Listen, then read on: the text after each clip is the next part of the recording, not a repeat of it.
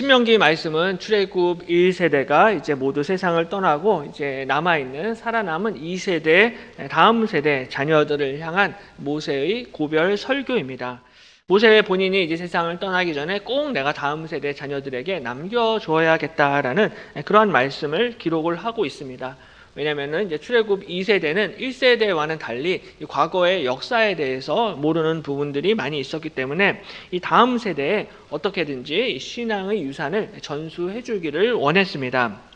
이것은 모세뿐만이 아니라 사실 우리들도 자녀들에게 어떻게 하면 좋은 것을 남겨줄 수 있을까라는 그런 마음을 항상 가지고 있습니다.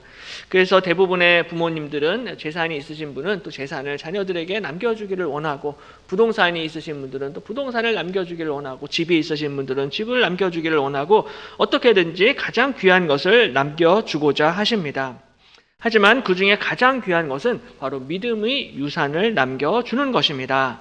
사랑하는 자녀들에게 남겨줄 수 있는 가장 귀한 유산은 신앙의 유산인 줄로 믿습니다. 하나님이 어떻게 나를 부르셨는가, 그리고 하나님이 어떻게 나를 지금까지 인도하셨는가라는 것을 우리 자녀들에게 그것을 가르쳐주고 또 함께 나눌 수 있는 것, 이것이 가장 큰 자녀들에게 줄 수 있는 선물이다라는 것입니다. 그래서 엄마 아빠가 어떻게 예수님을 믿게 되었는지, 엄마 아빠가 예수님을 만나서 어떻게 인생이 바뀌게 되었는지, 어떠한 복을 받았는지를 자녀들 앞에 간증하고 전수해 주는 것입니다. 그래서 하나님을 믿는다라는 것이 이게 얼마나 행복한 일인가, 얼마나 감사한 일인가, 얼마나 기쁜 일인가라는 것을 자녀들에게 보여줄 수 있어야 된다라는 것이죠. 특별히 오늘은 이제 성찬식이 있어서 이제 바로 직전에 2부 예배 때 우리 중고등부 자녀들과 함께 같이 우리 예배를 드렸는데요. 이렇게 함께 자녀들과 예배 드리는 것을 통하여서 우리 자녀들이 우리 엄마 아빠 세대, 부모님 세대는 어떻게 예배를 드리는지, 어떻게 찬양을 하시는지를 직접 아이들이 이렇게 보면서 그 아이들도 믿음의 도전을 받고 큰 은혜를 받는 그런 소중한 너무나 아름다운 기회였습니다. 사실 우리가 하나님의 은혜를 기억하고 하나님의 은혜 받은 경험을 자녀들에게 나누어 주는 것은 자녀들한테도 굉장히 큰 복이지만은 사실은 1차적으로 나를 위해서 내 신앙에도 굉장히 큰 도움이 되고 유익이 됩니다. 특별히 힘들 때마다 하나님께서 나를 어떻게 과거에 돌보아 주셨는지, 어떻게 우리 가정을 지켜주셨는지, 어떻게 우리 교회를 인도해 주셨는지를 항상 기억하면서 다시 한번 생각하는 것은 나에게 큰 위로가 되고 소망이 되고 기쁨이 된다라는 거죠. 왜냐하면 우리가 많은 경우에 두려워하고 낙심하게 되는 이유는 우리가 과거를 너무나 쉽게 잊어버리기 때문입니다. 지금까지 하나님이 나를 어떻게 인도하셨는지, 정말로 하나님이 지금까지 나를 완벽하게, 철저하게, 세밀하게, 정확하게 인도하셨는데 그 하나님의 인도하심을 잊어버리고 망각하게 되면은 오늘 이 이스라엘 백성들처럼 하나님 앞에 원망을 하게 되고 불평하게 된다라는 것입니다. 지난주에도 말씀을 나누었지만 30절 말씀에 보면은 너희보다 먼저 가시는 너희의 하나님 여호와께서 애굽에서 너희를 위하여 너희 목전에서 모든 일을 행하신 것 같이 이제도 너희를 위하여 싸우실 것이며, 광야에서도 너희가 당하였거니와 사람이 자기의 아들을 안는 것 같이 너희의 하나님 여호와께서 너희가 걸어온 길에서 너희를 안으사 이곳까지 이르게 하셨느니라 말씀합니다. 하나님이 애굽 땅에서 이스라엘 백성들 너희들을 위해서 싸우셨다라는 것입니다. 너희를 위해서 싸우신 하나님을 기억하라는 거예요. 광야에서도 하나님께서 너희들을 자식같이, 아들을 안는 것 같이 너희를 안아주셨고 너희를 지키셨고 너희를 지금까지 인도해 주셨다라는 것을 생각해 보라는 것입니다. 그러니까 과거에 하나님이 나에게 베풀어 주신 은혜와 구원의 역사, 그 사랑을 생각을 한다라면은 오늘 내가 당하는 어려움과 환난과 도움을 또 똑같이 내가 이겨내고 그 가운데 인내하며 승리할 수 있게 된다라는 것입니다.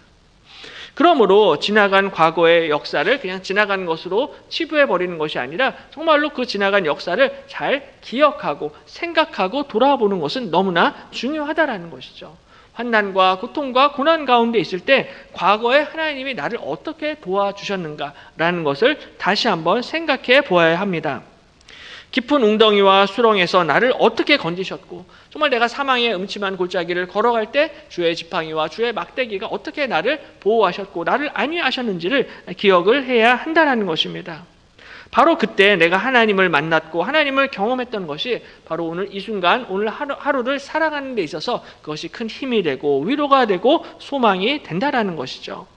왜냐하면 우리 하나님은 그때나 지금이나 변함이 없으시고 동일하신 하나님이시기 때문입니다. 바로 동일하신 그 하나님이 지금도 살아계셔서 저와 여러분을 동일하게 도와주시고 우리의 발걸음을 인도해 주실 줄로 믿습니다. 오늘 성찬식도 마찬가지죠. 성찬식은 바로 십자가에 못 박혀 죽으신 예수님을 다시 한번 기억하고 기념하는 예식입니다. 그래서 고린도전서 11장 23절에 내가 너희에게 전한 것은 주께 받은 것이니 곧 주 예수께서 잡히시던 밤에 떡을 가지사 축사하시고 떼어 이르시되 이것은 너희를 위하는 내 몸이니 이것을 행하여 나를 기념하라 하시고 19회 또한 그와 같이 잔을 가지시고 이르시되 이 잔은 내 피로 세운 새 언약이니 이것을 행하여 마실 때마다 나를 기념하라 하셨으니 라고 말씀합니다. 바로 이 성찬식은 나를 위해서 살과 피를 내어주신 예수님을 기억하고 기념하는 것입니다. 나를 사랑하사 십자가에 못 박히신 그 예수님을 기억하는 예식이 성찬식입니다. 뿐만 아니라 성찬식은 예수님의 죽으심을 전파하는 것입니다. 너희가 이 떡을 먹으며 이 잔을 마실 때마다 주의 죽으심을 그가 오실 때까지 전하는 것이니라 말씀합니다. 그러니까 성찬에 참여한다는 것은 바로 예수님이 다시 오실 때까지 그 예수님의 죽으심을 우리 자손 대대로 자자손손 다음 세대 자녀들에게 예수님의 십자가와 예수님의 죽으심을 전하는 것, 여기에 바로 성찬의 의미가 있다라는 것입니다. 성찬도 마찬가지고 이처럼 과거에 하나님이 우리를 어떻게 구원하셨는지 하나님의 구원의 역사를 기억하는 것은 너무나 중요한 일입니다. 근데 오늘은 그 이스라엘 백성들이 어리석게도 과거에 하나님이 자기들을 어떻게 구원하셨는지 이것을 잊어버리고 또 하나님 앞에 범죄하게 되는데 오늘 이 이스라엘 백성들의 모습을 좀 살펴보면서 짧게 두 가지 교훈을 나누도록 하겠습니다. 첫 번째는 믿음의 눈으로 현실을 바라보아야만 합니다. 그러니까 우리가 어떠한 상황과 현실을 바라볼 때 항상 믿음의 눈으로, 믿음의 시각으로 그것을 바라볼 필요가 있다라는 것이죠. 오늘 본문을 보시면은 이스라엘 백성들이 하나님 앞에 원망을 하고 불평을 하는데 하나님이 거기에 진노하십니다. 여호와께서 너희의 말소리를 들으시고 노하사 맹세하여 이르시되 이 악한 세대의 사람들 중에는 내가 그들이 조상에게 주기로 맹세한 좋은 땅을 볼 자가 하나도 없으리라.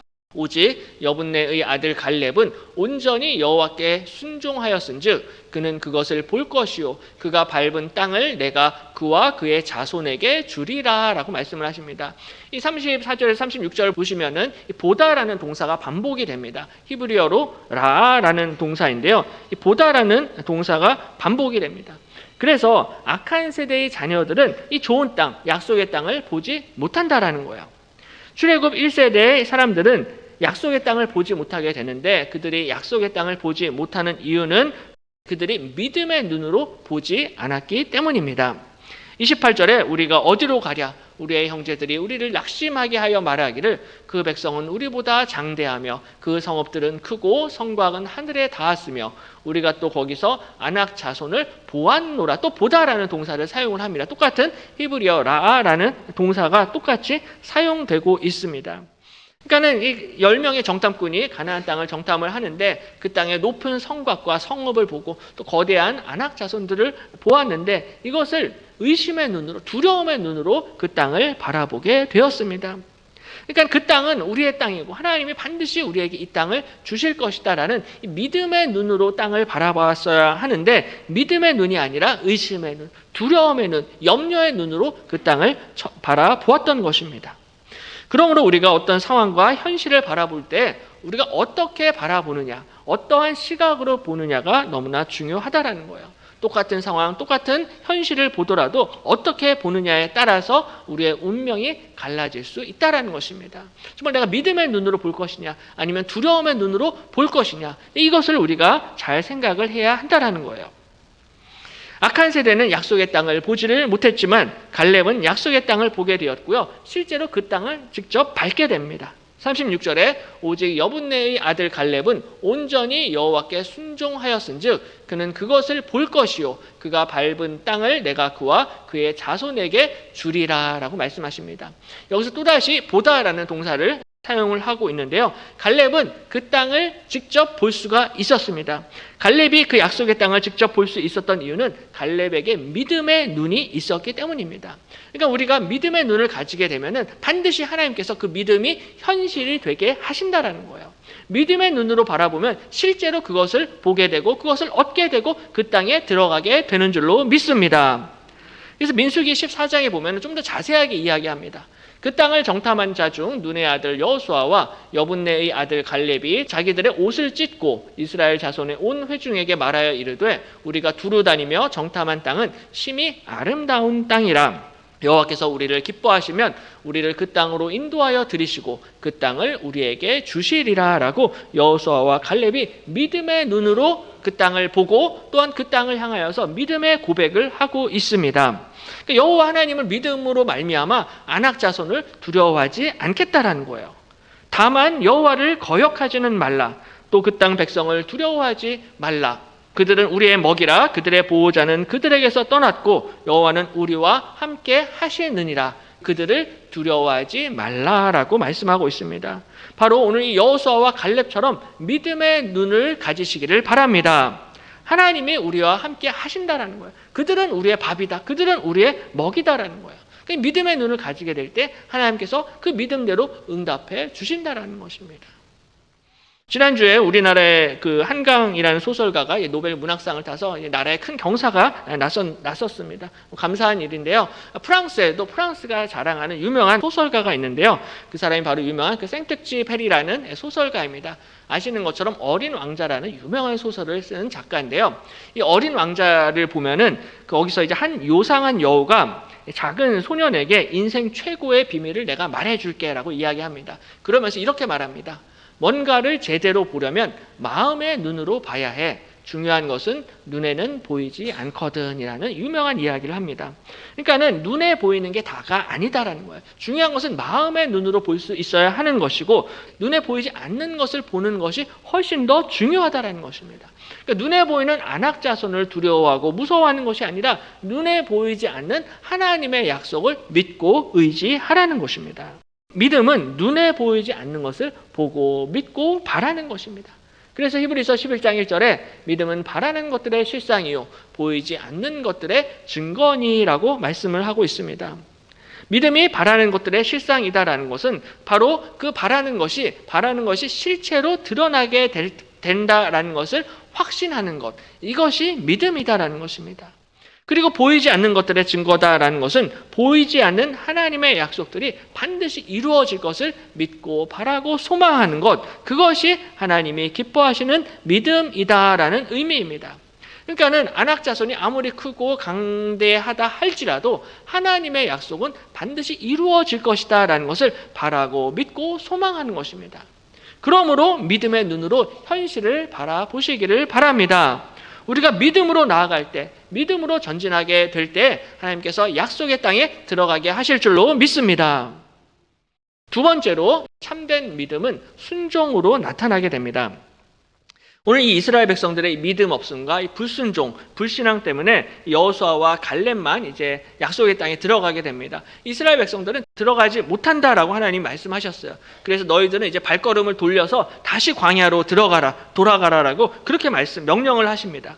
근데 이스라엘 백성들이 하나님의 이 말씀을 듣고 명령에 순종을 하지를 않습니다. 41절에 너희가 대답하여 내게 이르기를 우리가 여호와께 범죄하였사오니 우리 하나님께서 우리에게 명령하신 대로 우리가 올라가서 싸우리이다 하고 너희가 각각 무기를 가지고 경솔히 산지로 올라가려 할 때에 라고 말씀합니다. 보시면은 우리가 여호와께 범죄하였사오니라고 이야기합니다. 우리가 하나님 앞에 죄를 지었다라는 거예요. 회개를 했으면 이제 순종을 해야 되잖아요. 근데 순종을 하는 것이 아니라 우리가 올라가서 싸우겠다. 그리고 무기를 들고 경솔히 산지로 올라가려 했다라고 말씀을 합니다. 하나님은 다시 광야로 돌아가라라고 말씀하셨는데 이스라엘 백성들은 이 말씀에 순종하지 않고 올라가서 싸우겠다라고 고집을 부립니다. 그러니까 하나님이 한 번 더 경고를 하세요. 여호와께서 내게 이르시되 너는 그들에게 이르기를 너희는 올라가지 말라, 싸우지도 말라. 내가 너희 중에 있지 아니하니 너희가 대적에게 패할까 하노라 말씀합니다. 그러니까 하나님이 이번에 싸우면은 너희들 반드시 패배하게 되니까는 싸우지 말고 돌아가라라고 한 번 더 말씀을 하세요. 근데 이스라엘 백성들이 또 끝까지 하나님의 말씀을 듣지 않고 올라가서 싸움을 벌입니다. 그러다가 엄청난 패배를 경험을 하게 됩니다. 입술로는 하나님 제가 죄인입니다. 제가 죄를 졌습니다. 라고 이야기하는데 실제로는 하나님의 말씀에 순종을 하지 않고 있습니다. 누가복음 3장을 보시면요. 세례 요한이 회개를 선포하면서 회개에 합당한 열매를 맺으라라고 그렇게 설교합니다. 그러자 백성들이 그럼 열매를 맺기 위해서 무엇을 하여야 합니까? 라고 요한에게 질문을 해요. 누가복음 3장 12절에 세리들도 세례를 받고자 하여 와서 이르되 선생이여 우리는 무엇을 하리이까 하며 이르되 부과된 것 외에는 거두지 말라 하고 14절에 군인들도 물어 이르되 우리는 무엇을 하리이까 하며 이르되 사람에게서 강탈하지 말며 거짓으로 고발하지 말고 받는 급료를 족한 줄로 알라 하니라 라고 이야기합니다. 세례 요한의 대답이 굉장히 단순해요.